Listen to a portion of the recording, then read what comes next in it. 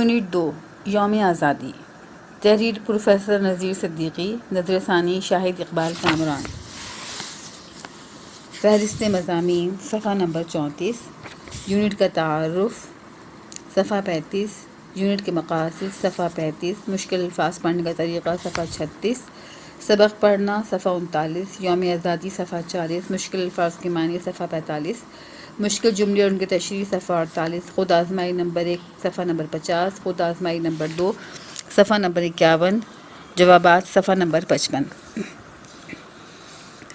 Unit کا تعارف۔ عزیز طلبہ طالبات، سبق شروع کرنے سے پہلے آپ ان باتوں کو غور سے پڑھیں۔ اس یونٹ کو پڑھنے کے بعد آپ اس قابل ہو جائیں گے کہ نمبر 1، یونٹ یوم آزادی میں آنے والے مشکل الفاظ کو صحیح طریقے سے پڑھ سکیں گے۔ نمبر 2، اس کی عبارت کو درست طور پر پڑھ سکیں گے۔ نمبر 3، مشکل الفاظ اور عبارت کا مطلب سمجھ سکیں گے۔ نمبر 4، اس میں سیکھے ہوئے الفاظ کو اپنی ضرورت کے مطابق استعمال کر سکیں گے۔ اور نمبر 5، یوم آزادی کے بارے میں کم از کم ایک پیراگراف لکھ سکیں گے۔ یونٹ کے مقاصد۔ امید ہے کہ آپ ان باتوں کو ذہن میں رکھ کر اس یونٹ کا مطالعہ کریں گے اور کوشش کریں گے کہ آپ کو یہ یونٹ اچھی طرح پڑھنا آ جائے، یہ یونٹ اچھی طرح سمجھ میں آ جائے، اس یونٹ میں آنے والے لفظوں کا استعمال آ جائے، یوم آزادی کے بارے میں کچھ لکھنا آ جائے۔ صفحہ نمبر 36، مشکل الفاظ کا پڑھنا۔ آپ کے سبق میں آنے والے مشکل الفاظ نیچے دیے گئے ہیں۔ آپ ان میں سے کئی صحیح طور پر پڑھ بھی سکتے ہوں گے اور ان کے معنی بھی آپ کو آتے ہوں گے۔ ہم نے ہر لفظ کے سامنے زیر زبر وغیرہ لگا کر اس کے پڑھنے کا طریقہ بتایا ہے۔ آپ ان لفظوں کو غور سے پڑھیے۔ چہل پہل، بلب، چراغاں، اہم، جد و جہد، جد و جہد، طویل، دل خراش، اہمیت، حجاج بن یوسف، مال و اسباب، عظیم، اخلاق، حسن سلوک، معاشرہ، عظیم الشان، فتح، توحید، مساوات، مساوات، اخوت، صوفیاء کرام، قیام، مجدد، الف، جہاد، ولی اللہ، پیرووں، غداری، شکست، قیادت، کشمکش، متعصبانہ، متحدہ، اختلافات، اقلیت، مدلل، تدبر، کسر، مطالبہ، اغوا، چکانا۔ صفحہ نمبر 39، سبق پڑھنے کا طریقہ۔ جو لفظ آپ کے لیے نئے ہیں ان کا پڑھنا بھی آپ کو آ گیا ہوگا۔ ان میں سے جن لفظوں کے معنی آپ کو آتے ہیں ان پر نشان لگائیں اور جو نہیں آتے ان کے معنی صفحہ سے دیکھ کر ہر لفظ کے آگے لکھیں۔ اس طرح ایک بار لکھنے سے آپ کو نئے لفظوں کے معنی یاد کرنے میں آسانی رہے گی۔ آپ نے اس سبق میں آنے والے لفظوں کو دیکھ لیا، ان کا پڑھنا سیکھ لیا اور ان کے معنی یاد کر لیے۔ اب اس سبق کو پڑھیں۔ ایک بار تو سارا سبق پڑھیں تو اس کے ایک ایک جملے کا مطلب سمجھنے کی کوشش کریں۔ دوسری بار پڑھیں تو اس کے ایک ایک جملے کے مطلب کو سمجھنے کی کوشش کریں۔ کسی مشکل لفظ کی وجہ سے جملہ سمجھ میں نہ آتا ہو تو مشکل الفاظ میں اس لفظ کے معنی پھر ایک بار دیکھ لیں۔ سبق کو کم از کم 3 بار ضرور پڑھیں۔ بار بار پڑھنے سے آپ مطلب اچھی طرح سمجھ جائیں گے۔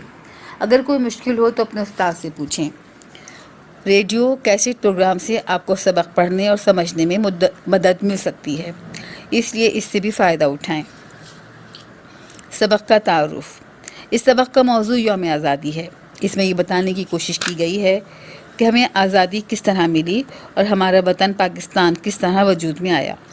اس سبق کو پڑھتے وقت یہ بات بھی آپ کے ذہن میں آئے گی کہ پاکستان اس لیے حاصل کیا گیا کہ ہندوستان میں مسلمانوں کو نہ تو معاشی طور پر ضروری سہولتیں حاصل تھیں اور نہ یہ آزادی کہ وہ اسلامی نظام کے مطابق زندگی بسر کر سکیں۔ پاکستان کے بن جانے سے مسلمانوں کو معاشی آزادی بھی نصیب ہوئی اور یہ اختیار بھی کہ وہ اپنی زندگی کو اپنے مذہبی نظام اور تہذیبی روایات کے سانچے میں ڈھال سکے۔ صفحہ نمبر 40، یوم آزادی۔ آج 14 اگست ہے۔ ہر طرف چہل پہل نظر آ رہی ہے۔ جگہ جگہ پاکستان کے جھنڈے لہرا رہے ہیں۔ بعض عمارتوں پر چھوٹے چھوٹے بلب پاکستان زندہ باد یوم آزادی مبارک کی شکلوں میں دیے گئے ہیں۔ ریڈیو پر قومی نغمے گائے جا رہے ہیں، ٹی وی پر بھی قومی پروگرام پیش کیے جا رہے ہیں۔ آج شام جگہ جگہ چراغاں ہوگا۔ آج کی تاریخ ہماری قومی تاریخ کی سب سے اہم تاریخ ہے۔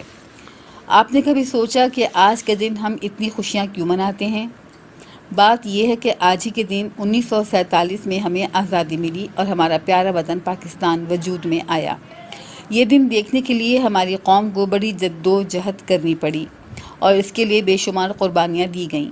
اس جد و جہد اور ان قربانیوں کی داستان بڑی طویل اور دل خراش ہے، لیکن اس کو جانے بغیر ان خوشیوں کا صحیح اہمیت کا اندازہ نہیں ہو سکتا۔ 8ویں صدی عیسوی میں عراق کے گورنر حجاج بن یوسف نے محمد بن قاسم کی کمان میں مسلمانوں کی ایک فوج سندھ بھیجی تاکہ وہ اس مسلمان کو رہا کرا سکے جو وہاں سے گزرتے ہوئے گرفتار کر لیے گئے تھے اور جن کا مال و اسباب لوٹ لیا گیا تھا۔ محمد بن قاسم نے جنگ میں اسی علاقے کو فتح کر کے مسلمانوں کی عظیم سلطنت کا حصہ بنا دیا۔ وہاں چند سو عرب مسلمان آباد کر دیے گئے۔ ان کے اخلاق اور حسن سلوک کو دیکھ کر مقامی آبادی نے اسلام قبول کر لیا۔ اس طرح برصغیر میں اسلامی معاشرے کی بنیاد پڑ گئی۔ 11ویں صدی کے آغاز سے شمالی پنجاب میں مسلمانوں کی باقاعدہ آمد شروع ہوئی۔ مسلمان حملہ آور ہندو حکمرانوں کو شکست دے کر اپنی حکومت قائم کرتے چلے گئے۔ بعض نے ہندوستان کے اور علاقوں پر بھی قبضہ کر لیا۔ ہندوستان پر تقریباً 1000 سال تک مسلمان حکمران رہے۔ سب سے طویل اور عظیم الشان حکومت مغلوں کی رہی۔ اب یہاں پر کیسٹ کا نشان ہے۔ ہندوستان میں بت پرستی عام تھی، ذات پات اور چھوت چھات کا رواج بھی قائم تھا۔ مسلمان ایک بہتر نظام حیات لے کر آئے۔ وہ ایک خدا کے ماننے والے تھے اور تمام انسانوں کو ایک دوسرے کے برابر سمجھتے اور ایک دوسرے کا بھائی مانتے تھے۔ یعنی وہ عقیدہ توحید، مساوات اور اخوت کا پیغام لے کر آئے۔ اسلامی تعلیمات کو صوفیاء کرام نے اس طرح پھیلایا کہ مقامی لوگوں نے بڑی تعداد میں اسلام قبول کر لیا۔ ہندوستان میں جن بزرگوں اور صوفیوں نے اسلام کی تبلیغ اور مسلمان معاشرے کے قیام میں نمایاں حصہ لیا، ان میں حضرت داتا گنج بخش، خواجہ معین الدین اجمیری، بابا فرید الدین گنج شکر، خواجہ نظام الدین اولیاء، بہاؤالدین زکریا، حضرت مخدوم جہانیہ جہاں گشت اور حضرت لال شہباز قلندر خاص طور پر قابل ذکر ہیں۔ مسلمان حکمرانوں نے کبھی ہندوستان کی غیر مسلم آبادی کے ساتھ اچھا سلوک کیا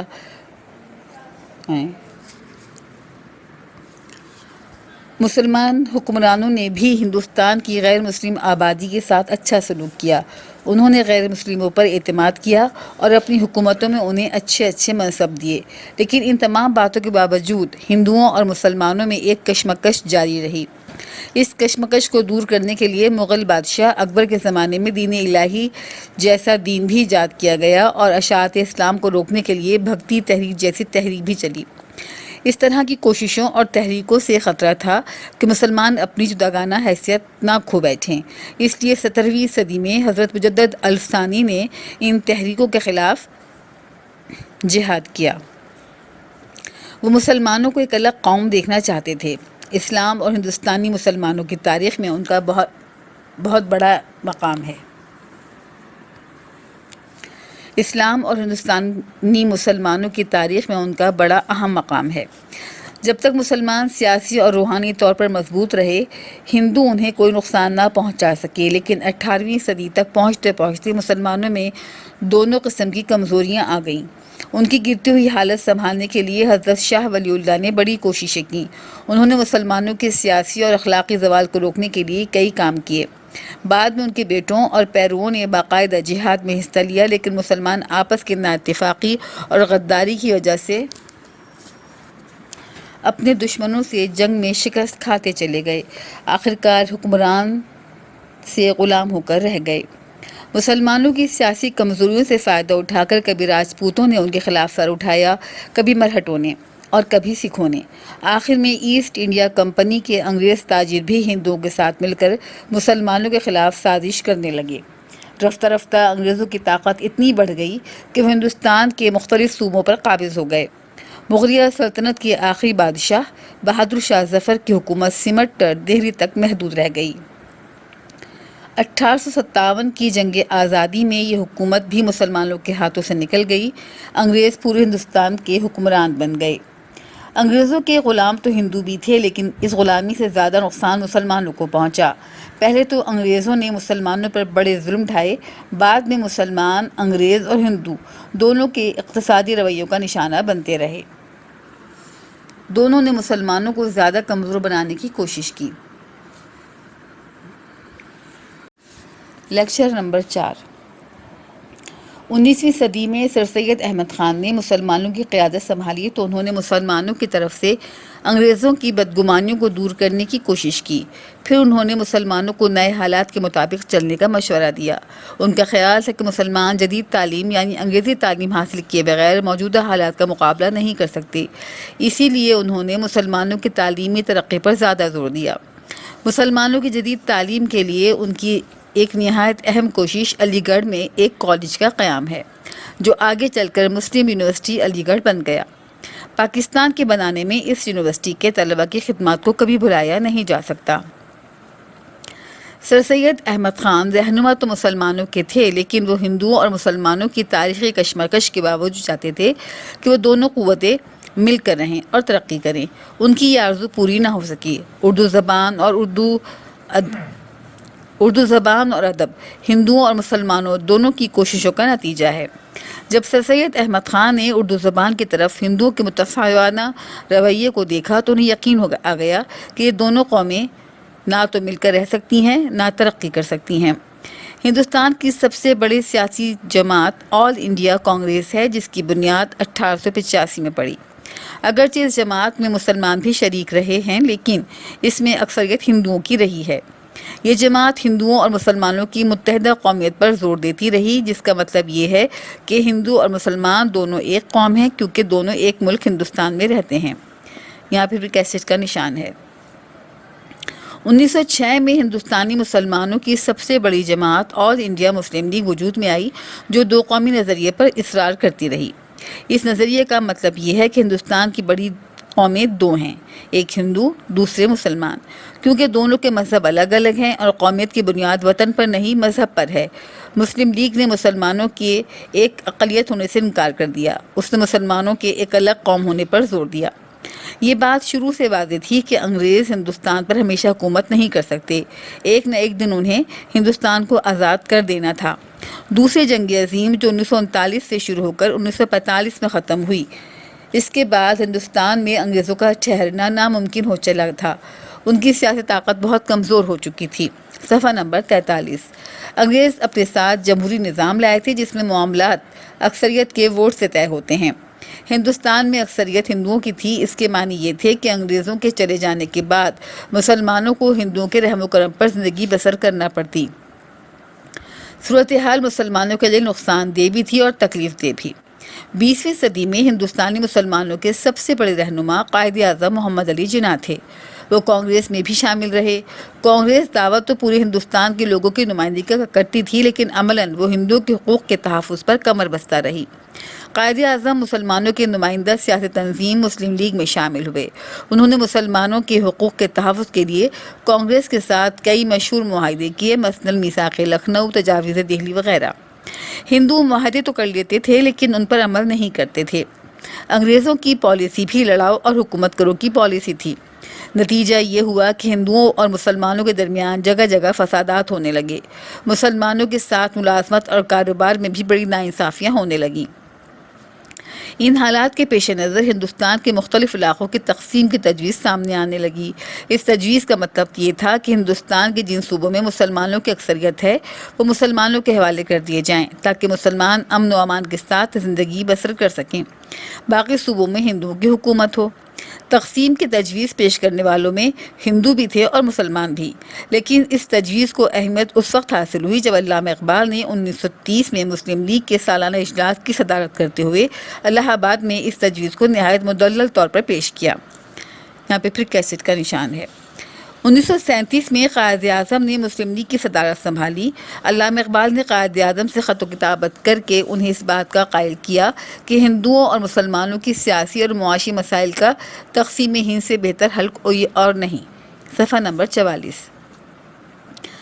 تقسیم ہند کی تجویز پیش کرنے والوں میں چودھری رحمت علی نے اس ملک کا نام پاکستان تجویز کر دیا تھا، جو مسلم اکثریت والے صوبوں کو ملا کر بنایا جا سکتا تھا۔ 1940 میں مسلم لیگ کے سالانہ اجلاس لاہور میں قرارداد پاکستان منظور کی گئی، یعنی مسلم لیگ نے طے کر لیا کہ اب پاکستان حاصل کر کے رہنا ہے۔ ہندو اور انگریز دونوں ہی اس فیصلے کے مخالف تھے، دونوں نے اپنی اپنی پوری قوت سے اس فیصلے کے خلاف لگا دی۔ ہندوؤں اور مسلمانوں کی فرقہ وارانہ کشیدگی اور بڑھ گئی، فسادات میں اضافہ ہو گیا۔ قائد اعظم پہاڑ کی طرح اس مقصد کے حصول پر ڈٹے رہے۔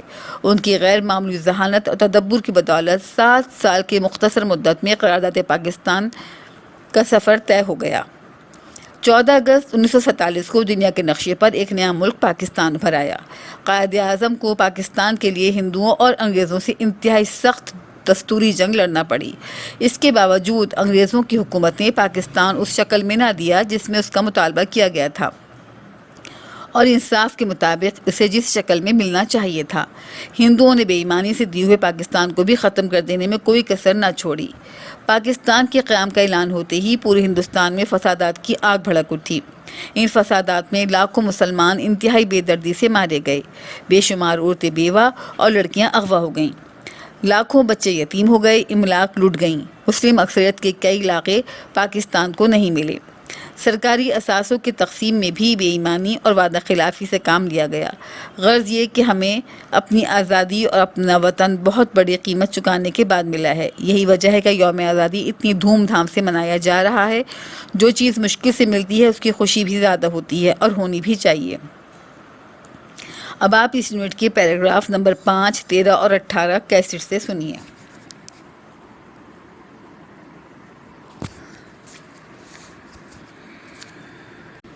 چہل پہل رونق، چراغاں خوشی کے موقع پر روشنی، اہم بہت ضروری، جدوجہد کوشش محنت، طویل لمبی، دل خراش دل پر زخم لگانے والا رنج پہنچانے والا، کمان میں سرداری میں، مال و اسباب سامان، حسن سلوک اچھا برتاؤ، معاشرہ سماج سوسائٹی، عظیم الشان شاندار، عقیدہ ایمان توحید خدا کو ایک ماننا، مساوات برابری، اخوت بھائی چارہ، تعلیمات تعلیم کی جمع جن باتوں کو سکھایا جائے، صوفی اللہ والے بزرگ، منصب عہدہ، حضرت مجدد الافسانی مراد حضرت شیخ احمد سرہندی۔ صفحہ نمبر 46۔ زوال ترقی کا الٹ پستی، پیروی کرنے والا، جہاد خدا کی خاطر غیر مسلموں سے لڑنا، غداری بے وفائی بغاوت، سر اٹھانا فتنہ برپا کرنا، سرکشی کرنا بغاوت کرنا، سازش کسی کے خلاف خفیہ جوڑ توڑ، قابض قبضہ کرنے والا، انتقام بدلہ، رویہ برتاؤ، قیادت رہنمائی، حالات حالت کی جمع، جدید نیا، خدمات خدمت کی جمع، کشمکش کھینچا تانی کشیدگی جھگڑا، متعصبانہ متحدہ قومیت، جس میں تعصب ہو، تعصب کے معنی ہے بیجا طرفداری، ہندوؤں کے نزدیک ہندوؤں اور مسلمانوں کا ایک قوم ہونا، اس کے برعکس مسلمانوں کا خیال تھا کہ ہندوستان میں 2 قومیں بستی ہیں، ہندو اور مسلمان۔ اقلیت وہ قوم یا جماعت جس کی تعداد دوسروں سے کم ہو۔ جمہوری نظام جس نظام کا تعلق جمہوریت سے ہو۔ جمہوریت یہ لفظ جمہور سے بنا ہے جس کے معنی ہے عوام۔ جمہوریت سے مراد وہ حکومت ہے جس میں عوام کے نمائندے حکمرانی کرتے ہیں۔ صفحہ نمبر 47۔ معاہدہ آپس میں عہد کرنا، پالیسی انگریزی لفظ کی اردو شکل ہے، اس کے معنی ہے عمل کا راستہ۔ اختلاف کی جمع فرق، فسادات فساد کی جمع فتنہ جھگڑا، مدلل دلیل کے ساتھ، قائل کرنا منوانا، مسائل مسئلے کی جمع معاملہ، فرقہ وارانہ کشیدگی کسی فرقے یا مذہبی جماعت سے متعلق کھنچاؤ رنجش، تدبر دور اندیشی سوچ بچار کسی کام کے انجام پر غور کرنا، قرارداد تجویز دستوری جنگ قانونی لڑائی، کسر نہ چھوڑنا کمی نہ کرنا، مطالبہ مانگنا طلب کرنا، بے دردی بے رحمی، اغوا زبردستی اٹھا لے جانا، اثاثہ، سامان، سرمایہ، کل پونجی، دھوم دھام، شان و شوکت، زور و شور، روایات، روایت کی جمع وہ باتیں جن پر لوگوں کا عمل رہا ہے۔ مشکل جملے اور ان کی تشریح، صفحہ نمبر 48۔ جملہ: محمد بن قاسم نے جنگ میں اس علاقے کو فتح کر کے مسلمانوں کی عظیم سلطنت کا حصہ بنا دیا۔ تشریح: محمد بن قاسم نے سندھ کو فتح کر کے اسے مسلمانوں کی اس وسیع سلطنت کا حصہ بنا دیا جس کا مرکز بغداد میں تھا۔ جملہ: مسلمان ایک بہتر نظام حیات لے کر آئے۔ تشریح: مسلمان زندگی بسر کرنے کا ایک ایسا طریقہ لے کر آئے جو غیر مسلموں کے طریقے سے بہتر تھا۔ جملہ: اکبر کے زمانے میں دین الہی جیسا دین بھی ایجاد کیا گیا۔ تشریح: دین الہی جسے اکبر نے ایجاد کیا تھا اسلام اور ہندو مذہب سے الگ ایک مذہب تھا۔ جملہ: بھکتی تحریک جیسی تحریک بھی چلائی گئی۔ تشریح: اشاعت اسلام کو روکنے کے لیے بھکتی تحریک ہندوؤں کی چلائی ہوئی ایک مذہبی تحریک تھی جس کا مقصد یہ یقین دلانا تھا کہ ہندو مذہب اور اسلام میں کوئی فرق نہیں ہے۔ جملہ: بعد میں مسلمان انگریز اور ہندوؤں دونوں کے انتقامی رویے کا نشانہ بنتے رہے۔ تشریح: انگریز اور ہندوؤں نے انتقام لیا۔ مسلمانوں سے انگریز اس لیے ناخوش تھے کہ 1857 میں وہ انگریزوں کے خلاف لڑے تھے، اور ہندو اس لیے ناخوش تھے کہ مسلمانوں نے ایک طویل عرصے تک ان پر حکمرانی کی تھی۔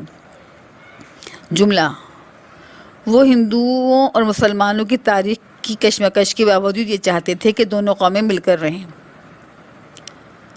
تشریح: سر سید احمد خان ہندوؤں اور مسلمانوں کے اس ٹکراؤ کو جاننے کے باوجود جو دونوں قوموں کے تاریخ سے ظاہر ہے اس بات کے آرزومند تھے کہ دونوں قومیں مل کر رہیں، آپس میں جھگڑا نہ کریں۔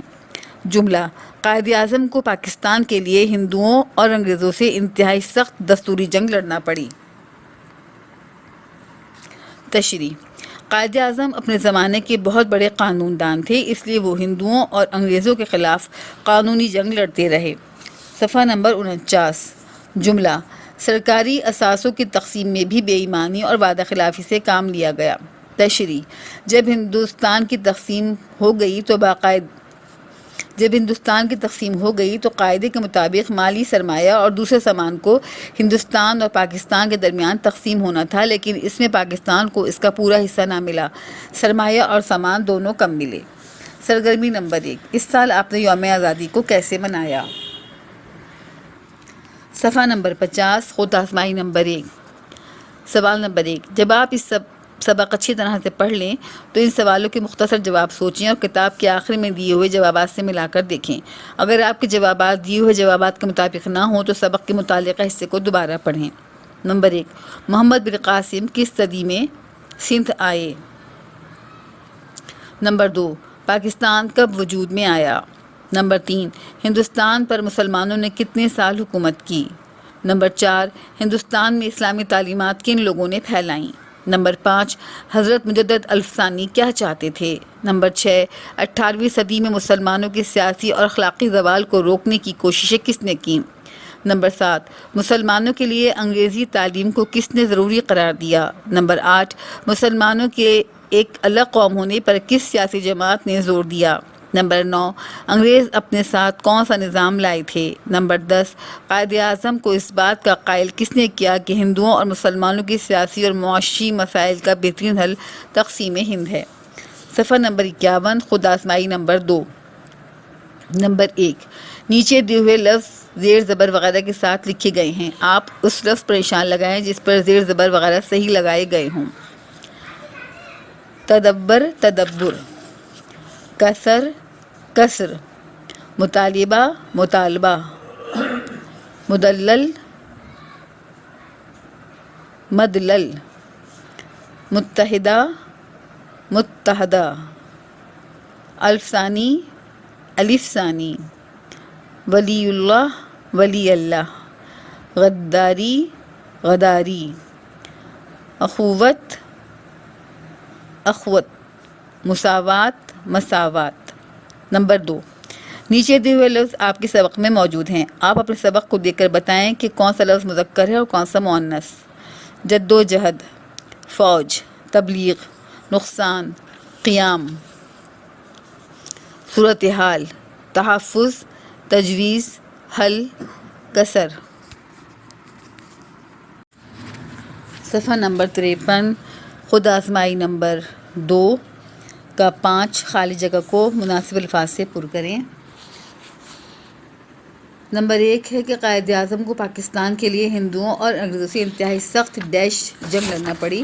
اس کا جواب ہے دستوری جنگ۔ نمبر 2 ہندوؤں اور مسلمانوں کے فرقہ وارانہ کشیدگی اور بڑھ گئی۔ نمبر 3 ہندو تو کر لیتے تھے لیکن اس پر عمل نہیں کرتے تھے، معاہدہ۔ نمبر 4 نتیجہ یہ ہوا کہ ہندوؤں اور مسلمانوں کے درمیان اختلافات بڑھتے چلے گئے۔ نمبر 5 انگریزوں کے چلے جانے کے بعد مسلمانوں کو ہندوؤں کے رحم و کرم پر زندگی بسر کرنی پڑتی۔ نمبر 6 مسلم لیگ نے مسلمانوں کے ایک قوم ہونے سے انکار کر دیا۔ نمبر 7 مغلیہ سلطنت کے آخری بادشاہ بہادر شاہ ظفر کی حکومت سمٹ کر دہلی تک محدود رہ گئی۔ نمبر 8 انہوں نے مسلمانوں کے سیاسی اور اخلاقی زوال کو روکنے کے لیے کئی کام کیے۔ نمبر 9 ہندوستان میں بت پرستی عام تھی۔ نمبر 10 آج شام جگہ جگہ چراغاں ہوگا۔ ہم معنی الفاظ کو ایک ساتھ آمنے سامنے لکھنا ہے۔ نمبر 6 میں بھائی چارہ، اخوت، عہدہ، منصب، تنزل، زوال، مقلد، پیرو، قیادت، رہنمائی۔ نمبر 7 ہے الفاظ اور ضد، یعنی کہ وہ الفاظ معنی جو ایک دوسرے کے اپوزٹ ہیں، ایک دوسرے کی ضد ہیں۔ جدید، قدیم، انتقام، معافی، بے دردی، رحم دلی، عروج، زوال، تنزلی، ترقی۔ نمبر 8 لفظوں کی مدد سے جملے مکمل کرنے ہیں۔ انہوں نے نئے حالات کے مطابق چلنے کا مشورہ دیا۔ انہوں نے قرآن کی ہدایات کے مطابق چلنے کا مشورہ دیا۔ انہوں نے حکومت کے احکامات کے مطابق چلنے کا مشورہ دیا۔ انہوں نے بزرگوں کے ارشادات کے مطابق چلنے کا مشورہ دیا۔ انہوں نے زمانے کے اشارات کے مطابق چلنے کا مشورہ دیا۔